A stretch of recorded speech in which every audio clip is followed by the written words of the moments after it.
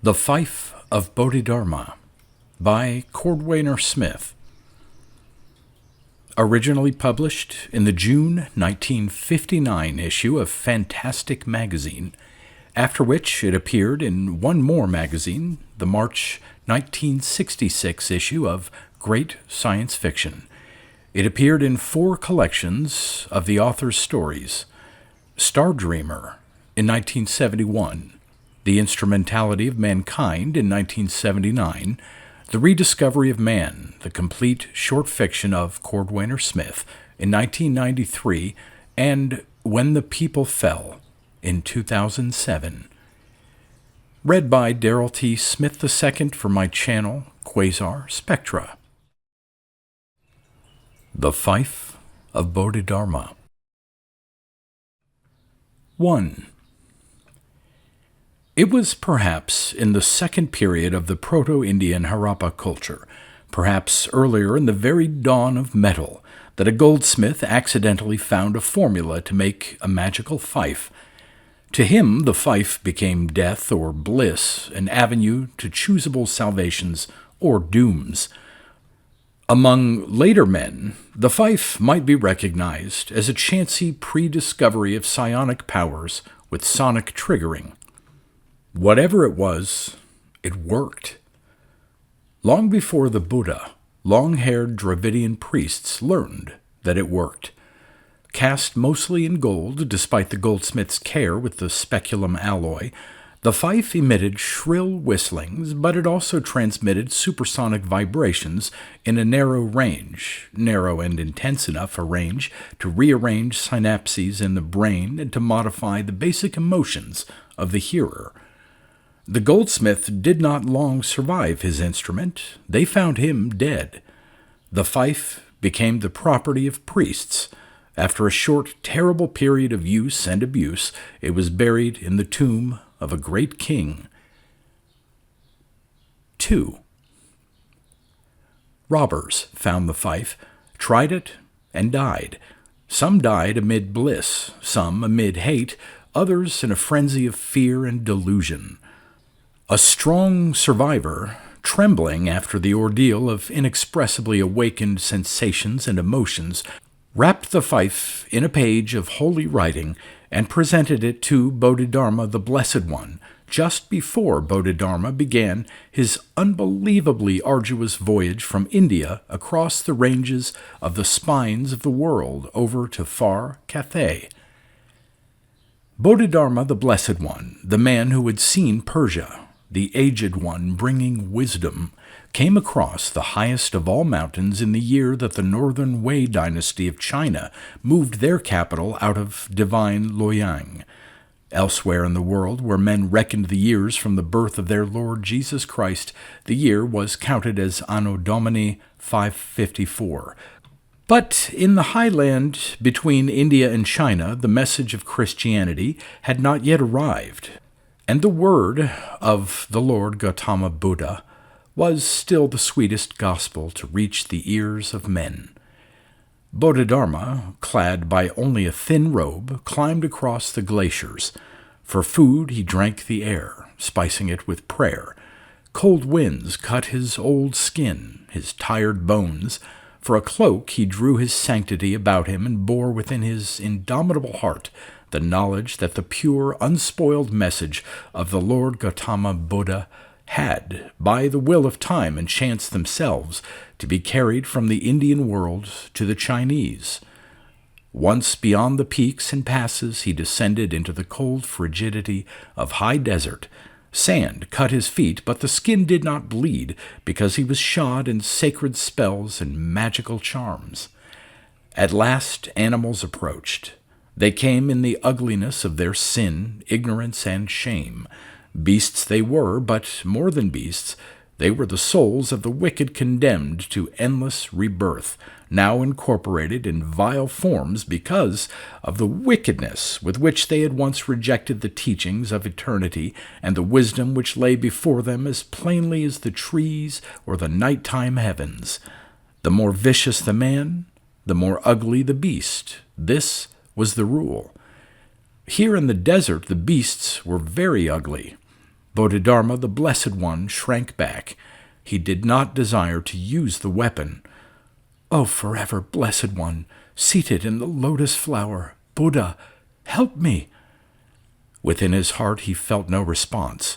The sinfulness and wickedness of these beasts was such that even the Buddha had turned his face gently aside and would offer no protection to his messenger, the missionary Bodhidharma.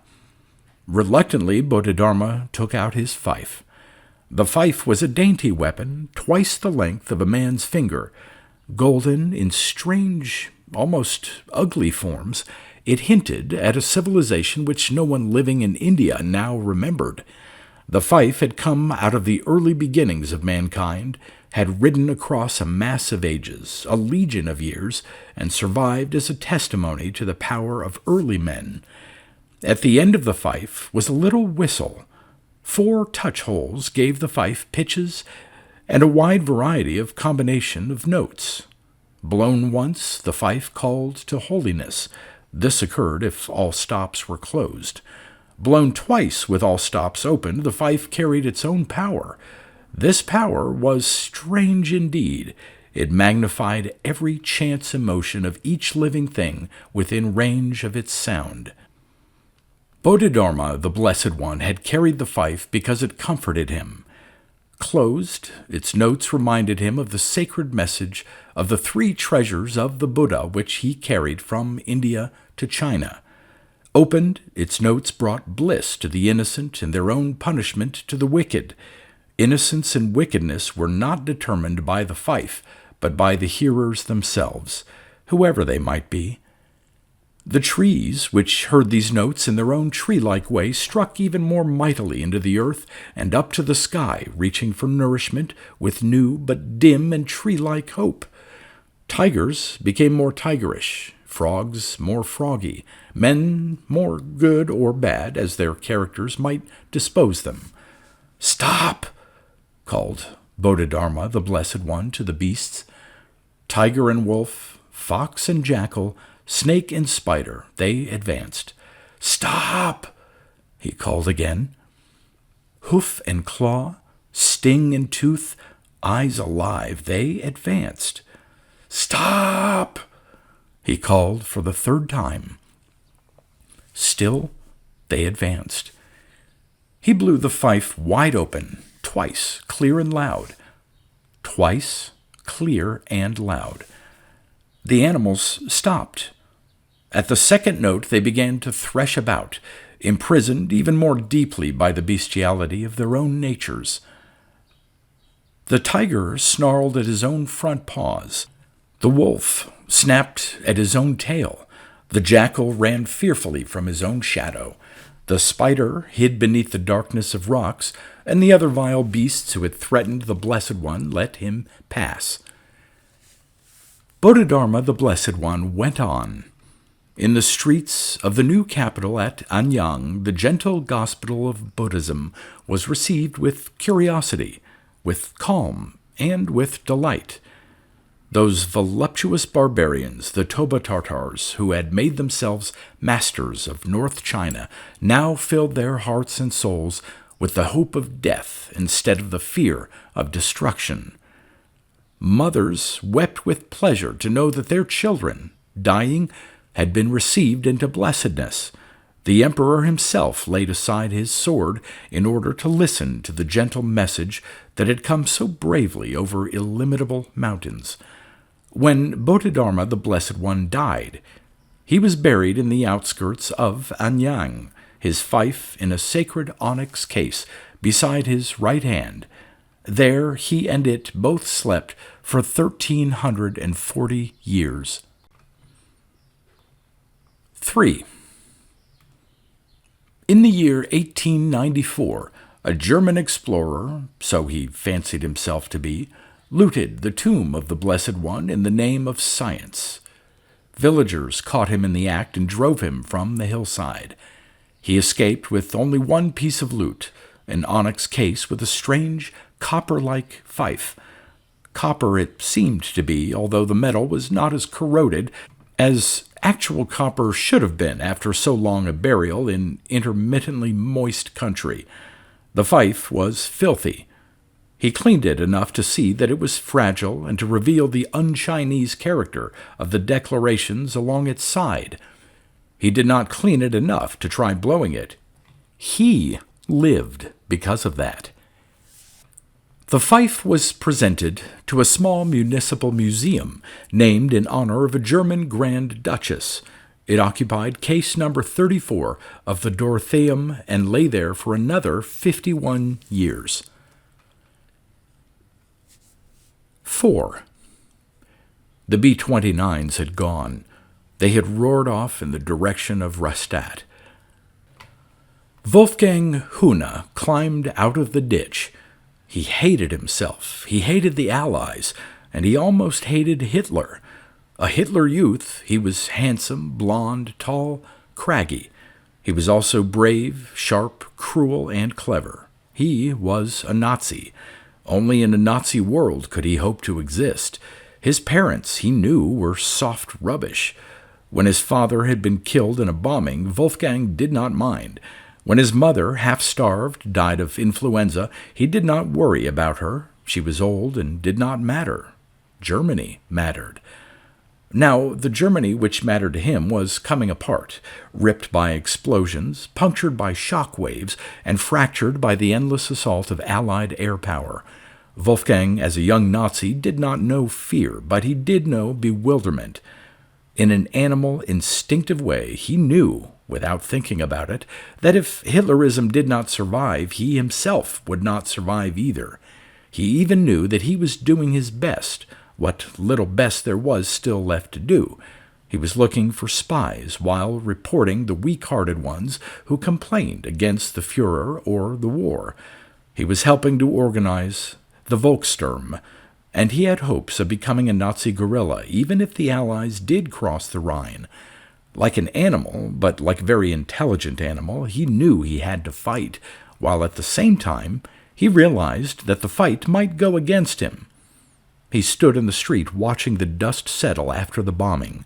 The moonlight was clear on the broken pavement. This was a quiet part of the city. He could hear the fires downtown making a crunching sound, like the familiar noise of his father eating lettuce. Near himself he could hear nothing. He seemed to be all alone, under the moon, in a tiny forgotten corner of the world. He looked around. His eyes widened in astonishment. The Dorotheum Museum had been blasted open. Idly, he walked over to the ruin. He stood in the dark doorway, looking back at the street and then up at the sky to make sure that it was safe to show a light. He then flashed on his pocket electric light and cast the beam around the display room. Cases were broken. In most of them, glass had fallen in on the exhibits. Window glass looked like puddles of ice in the cold moonlight as it lay broken on the old stone floors. Immediately in front of him, a display case sagged crazily. He cast his flashlight beam on it. The light picked up a short tube which looked something like the barrel of an antique pistol. Wolfgang reached for the tube. He had played in a band, and he knew what it was. It was a fife. He held it in his hand a moment and then stuck it in his jacket. He cast the beam of his light once more round the museum and then went out in the street. It was no use letting the police argue. He could now hear the laboring engines of trucks as they coughed, sputtering with their poor fuel, climbing up the hill toward him. He took his light in his pocket. Feeling the fife, he took it out. Instinctively, the way that any human being would, he put his fingers over all 4 of the touch holes before he began to blow. The fife was stopped up. He applied force. He blew hard. The fife sounded. A sweet note, golden beyond imagination, softer and wilder than the most thrilling notes of the finest symphony in the world, sounded in his ears. He felt different, relieved, happy. His soul, which he did not know he had, achieved a condition of peace which he had never before experienced. In that moment, a small religion was born.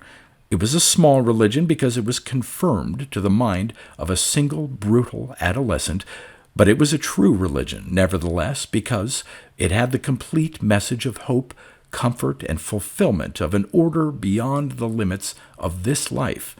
Love and the tremendous meaning of love poured through his mind.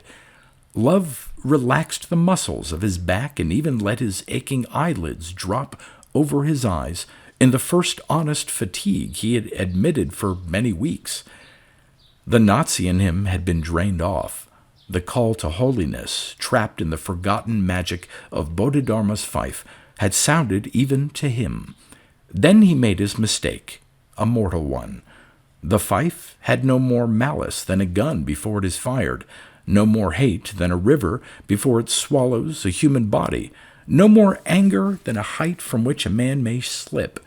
The fife had its own power, partly in sound itself, but mostly in the mechano-psionic linkage which the unusual alloy and shape had given the Harappa goldsmith, forgotten centuries before. Wolfgang Hune blew again, holding the fife between two fingers with none of the stops closed. This time the note was wild.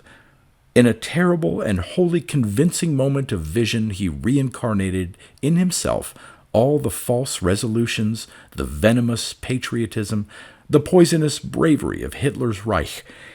He was once again a Hitler youth, consummately a Nordic man. His eyes gleamed with a message he felt pouring out of himself. He blew again.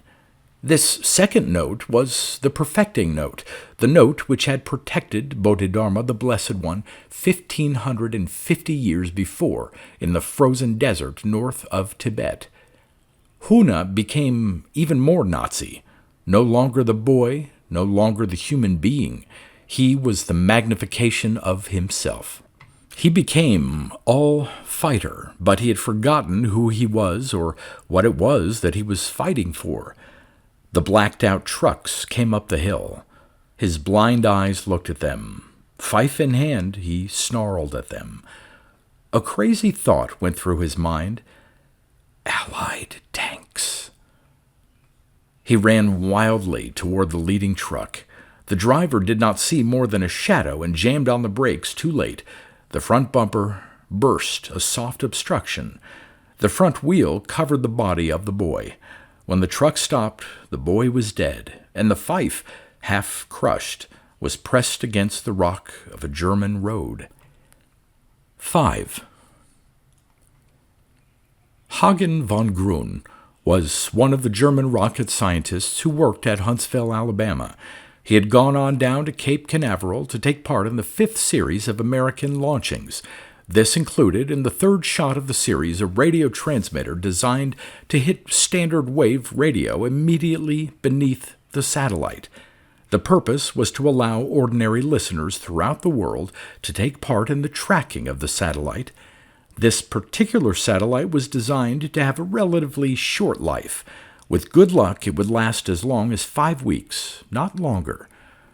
The miniaturized transmitter was designed to pick up the sounds, minute though they might be, produced by the heating and cooling of the shell, and to transmit a sound pattern reflecting the heat of cosmic rays, and also, to a certain degree, to relay the visual images in terms of a sound pattern. Hagen von Grun was present at the final assembly. A small part of the assembly consisted of inserting a tube which would serve the double function of a resonating chamber between the outer skin of the satellite and a tiny microphone half the size of a sweet pea, which would then translate the sound made by the outer shell into radio signals which amateurs on the Earth's surface 1,500 miles below could follow. Von Grun no longer smoked. He had stopped smoking that fearful night in which Allied planes bombed the truck convoy carrying his colleagues and himself to safety. Though he had managed to scrounge cigarettes throughout the war, he had even given up carrying his cigarette holder. He carried instead an odd old copper fife he had found in the highway and had put back into shape. Superstitious at his luck in living and grateful that the fife reminded him not to smoke, He never bothered to clean it out and blow it. He had weighted it, found its specific gravity, measured it, like the good German that he was, down to the last millimeter and milligram, but he kept it in his pocket, though it was a little clumsy to carry. Just as they put the last part of the nose cone together, the strut broke. It could not break, but it did. It would have taken 5 minutes and a ride down the elevator to find a new tube to serve as a strut. Acting on an odd impulse, Hagen von Grun remembered that his lucky fife was within a millimeter of the length required and was of precisely the right diameter. The holes did not matter. He picked up a file, filed the old fife, and inserted it. They closed the skin of the satellite. They sealed the cone. 7 hours later, the message rocket took off, the first one capable of reaching every standard wave radio on Earth. As Hagen von Grun watched the great rocket climb, he wondered to himself, does it make any difference whether those stops were open or closed?